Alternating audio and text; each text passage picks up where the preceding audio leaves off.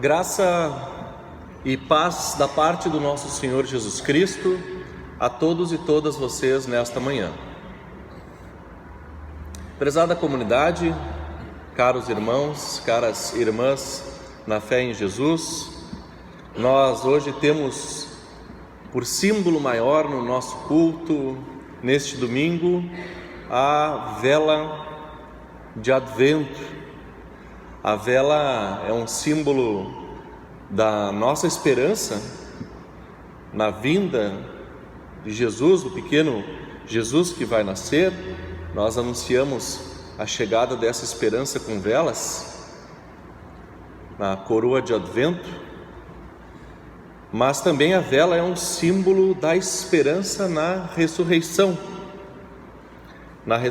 que já foi vivida por Jesus Cristo e que é prometida a todos e todas nós. O Evangelho de João já diz que o próprio Jesus Cristo é a luz do mundo. Nós também somos convidados nos Evangelhos a sermos sal da terra e luz no mundo. Ou seja, somos convidados a partilhar esta luz que nós recebemos por onde quer que nós andemos. A vela é, portanto, uma parte muito profunda da nossa espiritualidade cristã e, de modo especial, da nossa espiritualidade luterana. Sempre temos o nosso exercício de acender as velas quando celebramos culto. No culto de hoje, nós temos dois textos que são previstos para leitura: o texto de Isaías, o texto de Mateus. No texto de Isaías, capítulo 2, versículo 1 a 5, nós temos ali uma promessa de esperança para o futuro.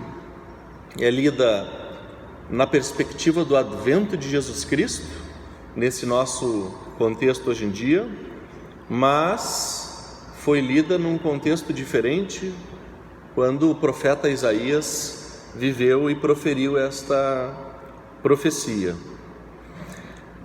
Este é o início do capítulo 2, que responde ao capítulo 1 deste texto do profeta Isaías. No capítulo 1, então, Deus acusa seu povo e anuncia o castigo. Naquele contexto do profeta Isaías, havia a iminente ameaça do império assírio, que batia as portas de ambos os reinos, de Judá no sul e de Israel no norte.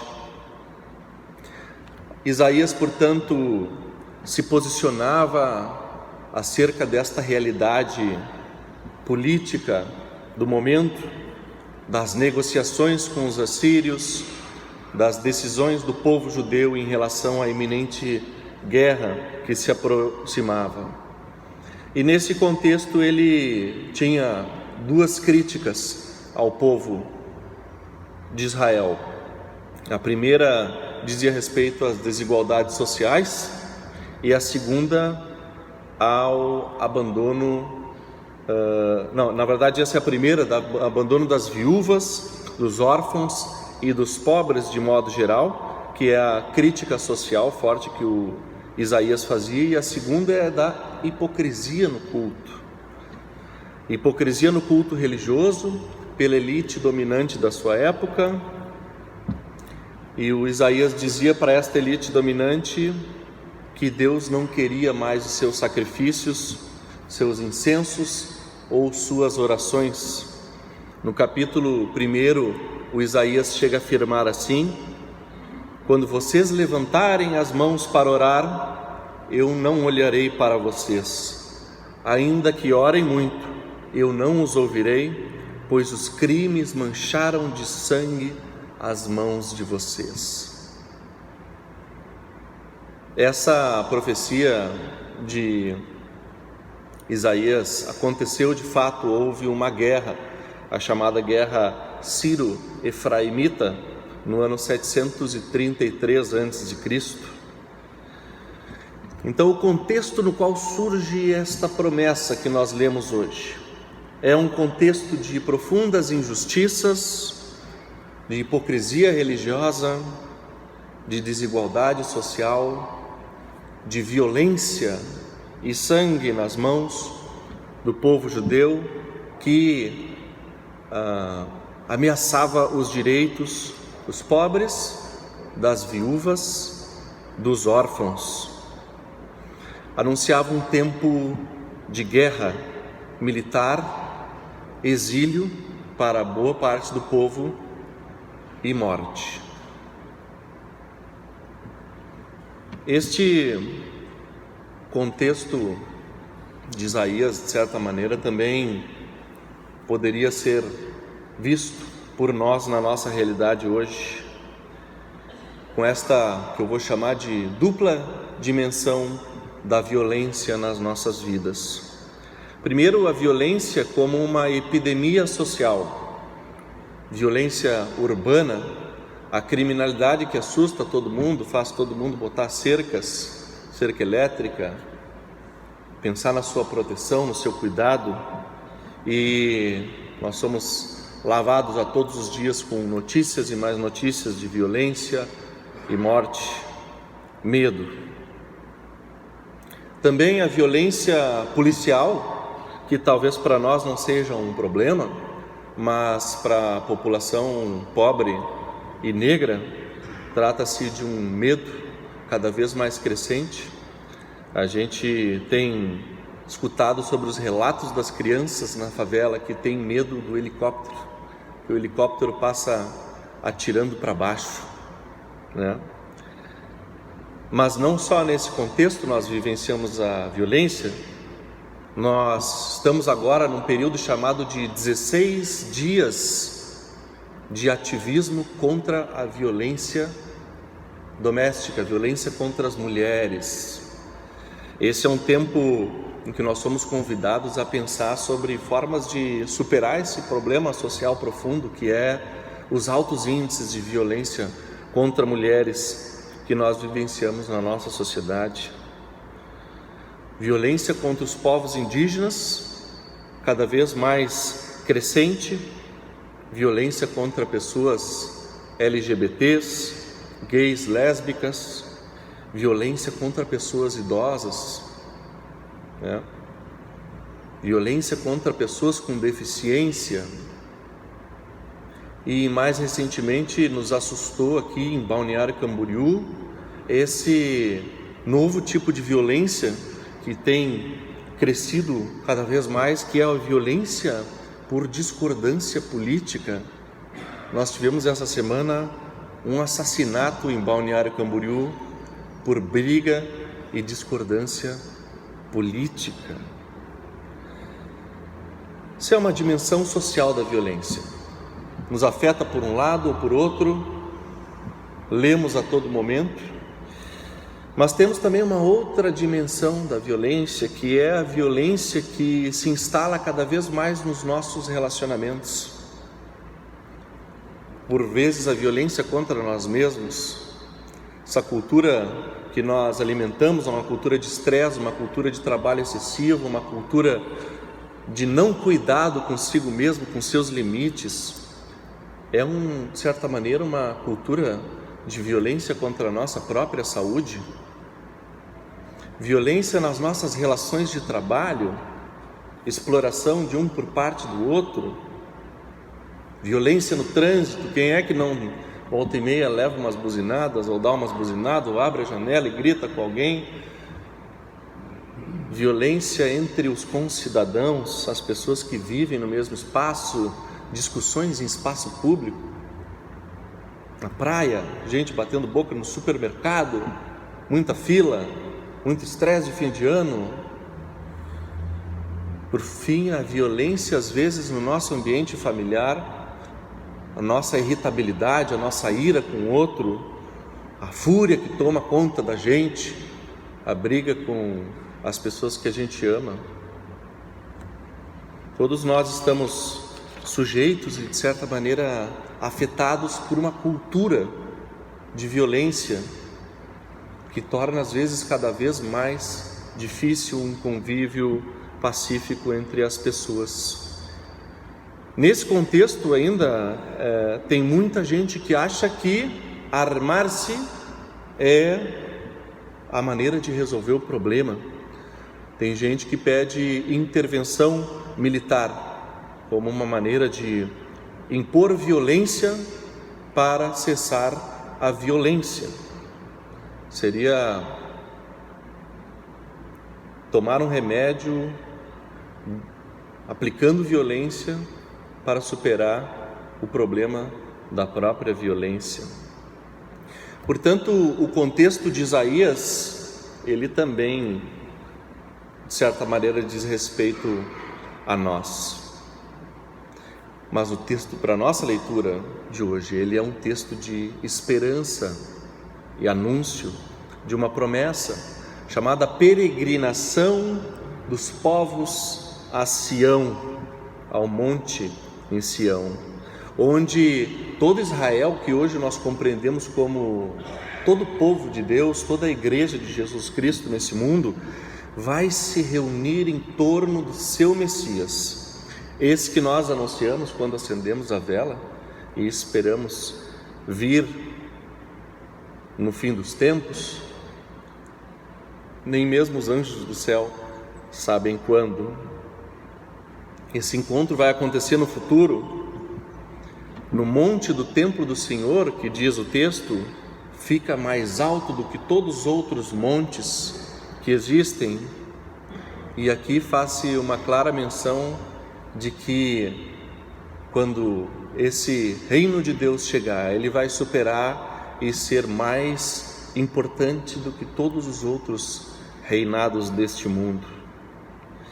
O profeta diz que todos os povos correrão para lá. Não interessa nem religião, nem cultura, nem cor de pele, nem língua que fala, todos os povos vão se reunir em torno deste monte, que chama atenção para nós da profunda inclusividade desse reino de Deus. Ninguém ficará excluído dele. Ali Deus próprio ensinará os seus caminhos e nós também andaremos nos seus caminhos. Ele será aquele que mediará os nossos conflitos, de modo que nós não vamos mais precisar levantar espada contra o outro.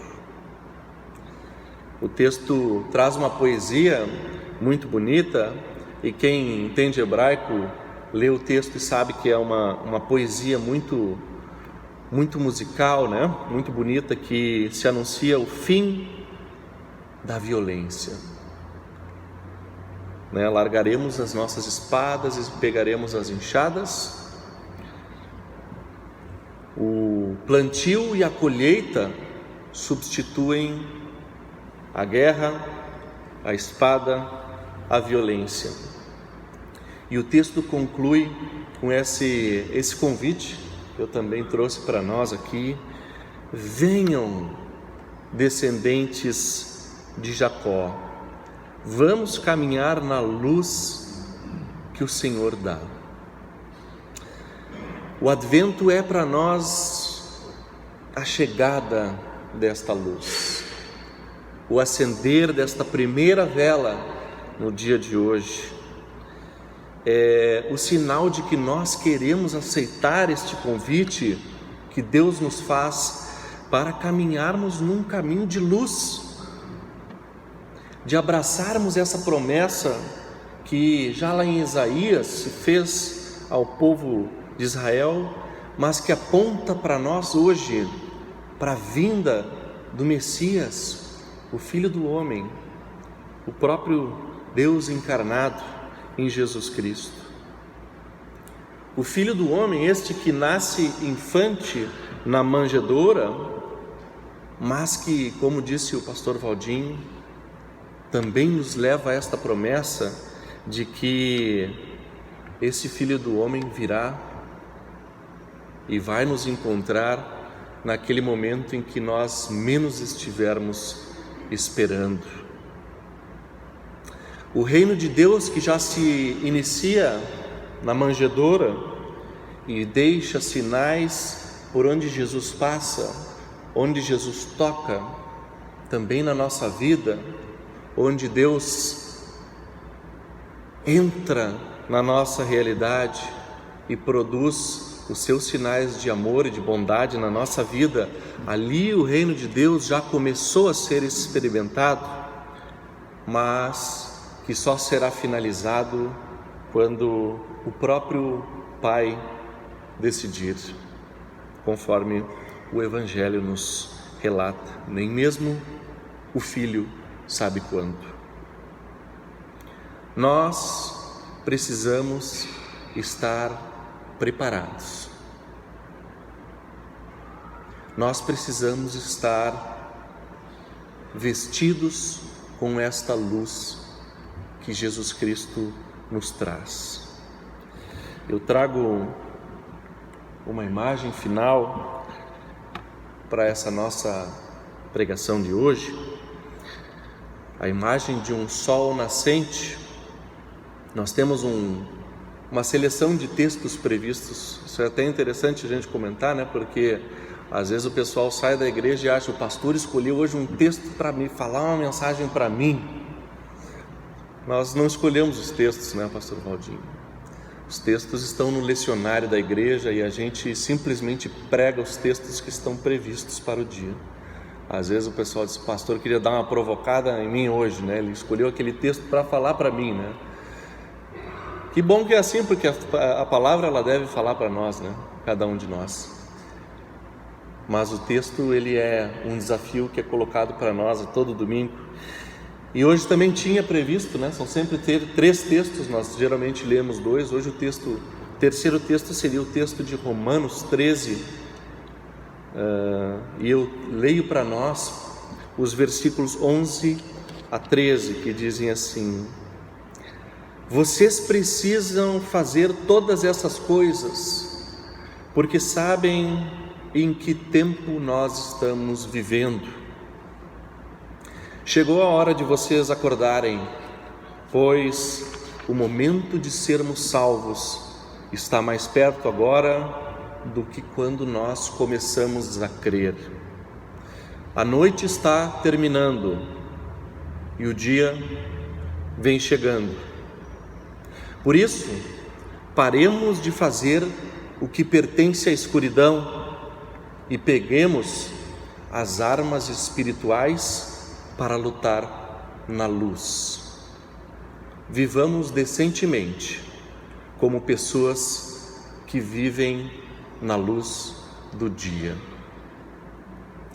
Que essa luz da nossa vida, Jesus Cristo, a luz do mundo, possa iluminar, clarear a vida de cada um e cada uma de vocês nesse tempo de Advento, que vocês possam cultivar essa luz de Deus nos seus corações e que ela espante todo tipo de violência, todo tipo de dor e todo tipo de sofrimento da vida de cada um e cada uma de vocês neste Advento.